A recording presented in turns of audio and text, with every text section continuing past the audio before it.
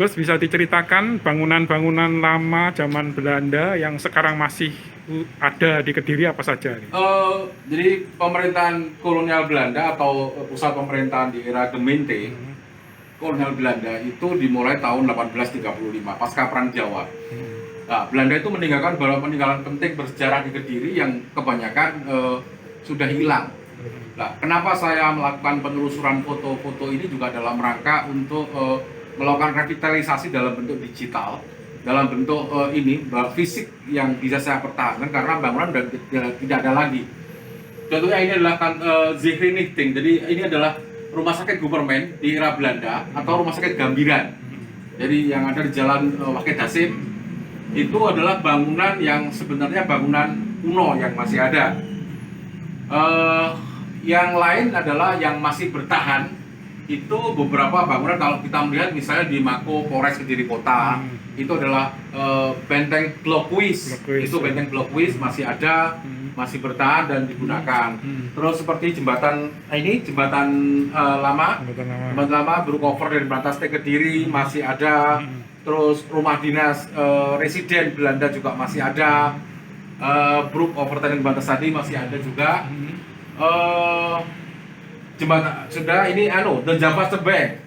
Ini Kantor BI. adalah BI kantor BI ya, kantor BI. Terus ada bangunan-bangunan di Jalan Doho yang merupakan bangunan-bangunan kuno itu masih bertahan hingga sekarang masih ada. Bisa menjadikan studi literasi bagus bagi kita semua. Jadi memiliki namanya Bukhadel Tan Kun Sui. Bukhadel Tan Kun Sui itu dimulai tahun sekitar 1903 sampai 1953. Itu ada 400 karya sastra Jawa kuno yang dikomandoi oleh Tan Kun Sui. Bangunan-bangunan yang lain yang masih bertahan itu ini kalau kita melihat ini Abdeling Bank T Kediri itu kantor BRI di Jalan KDP Slamet ya.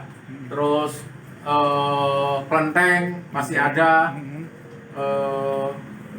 Kelenteng 1850 ada lagi gereja merah ya itu sebenarnya bukan gereja merah, awalnya gereja putih ya tahun 1969 baru dicat warna merah. Yang lain stasiun masih ada. Masjid Agung itu dibangun tahun 1771 sudah tidak ada lagi. Kelenteng juga Metu Hui Tiong masih ada. Ya tinggal itu saja kalau yang di Kota Kediri. Jadi cara memperolehnya foto-foto ini saya peroleh pertama setelah saya melakukan beberapa perjalanan ke wilayah di Indonesia. Jadi melakukan perjalanan mulai dari Sabang sampai Merauke. Kemudian saya berpikir kenapa di Kediri sudah tidak ada bangunan lagi, sementara waktu saya ke Medan, ke Bandung, Jogja, dan beberapa tempat lain di Indonesia itu masih bertahan meskipun penggunaannya digunakan sebagai kantor, tapi tidak merubah.